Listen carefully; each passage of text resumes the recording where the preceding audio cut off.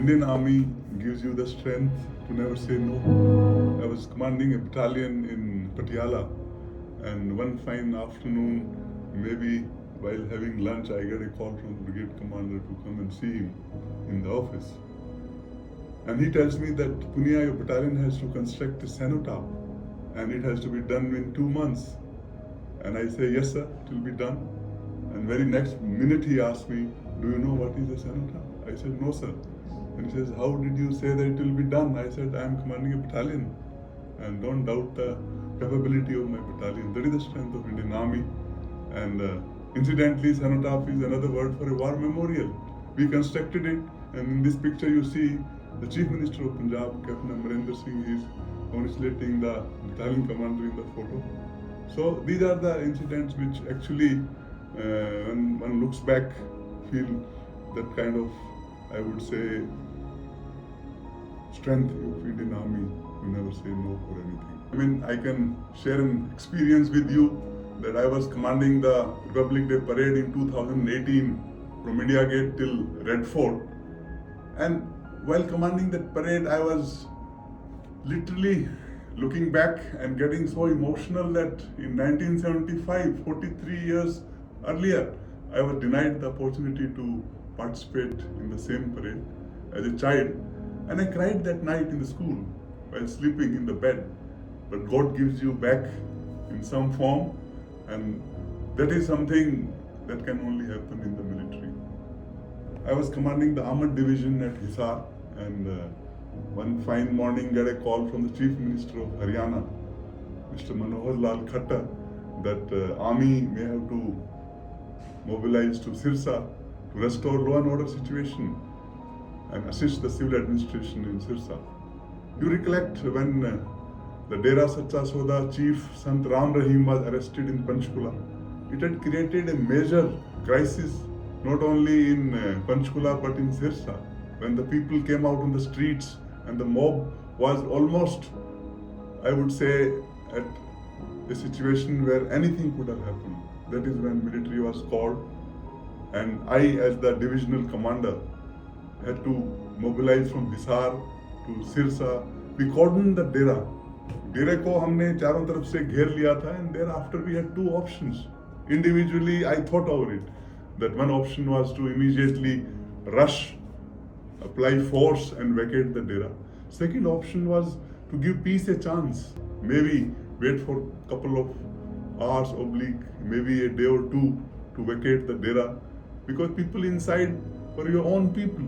And I had, in a similar situation in Sierra Leone, had been inside a cordon for 90 days. I could understand the psychology of people inside the Dera. That is how here, where I was laying the cordon, I could think of that human aspect. And we vacated the Dera with not a single bullet fired. And at times, I wonder if I had applied force, I had maybe had blood on my hands of your own people. Maybe I correlate with Operation Blue Star, wherein I think army rushed into Golden Temple, and you all know its history, what happened in Operation. To my training days in Indian Military Academy, Dehradun, I think I am the only officer who has not passed out oblique done his own passing out parade. I think it's destiny. It had to happen that way. A couple of days prior to the passing out parade, I was detabbed. I was academy under officer, and once you are detabbed, you have to now march with a rifle. Earlier, I was doing the parade with a sword in my hand, so maybe it didn't fit into the parade rehearsals oblique. I would say I was asked not to be participating in the parade, and that is when I think I recollect taking my star from my own orderly, Baba. And I have written in this book about this incident of Jadoo Ki Chappi. And I think my orderly, the old man, cried that day. And even I was crying, hugging Baba. And it's Baba's blessings that one has gone through so many difficult situations in the military career. I have been through worst situations anybody can think of. It was in 90 days in Sierra Leone. It was in I would say, Tangdhar with Trans LC shelling happening each day, each night onto your post. It was in Arunachal when you were commanding the oldest brigade of the Indian Army. And finally in the RR hospital declared dead and again survived to see the another day. God has been kind and I always have the blessings of Baba. God was very kind to offer me command of fantastic 5th, the 5 Mountain Brigade in Arunachal Pradesh, wherein I was commanding or looking after 450 kilometers of line of actual control.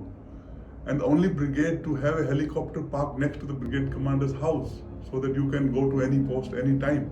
But despite that, despite the helicopter standing next to your house, the weather would not permit your movement many times. And I recollect walking up to Taksing number of times, which involved 4 to 5 days of walk, hanging on to various kind of ropes, monkey rope and number of obstacles and route, which would be, if I recollect today, I think it was a monkey business one had to do, even as a brigade commander, to reach Taksing.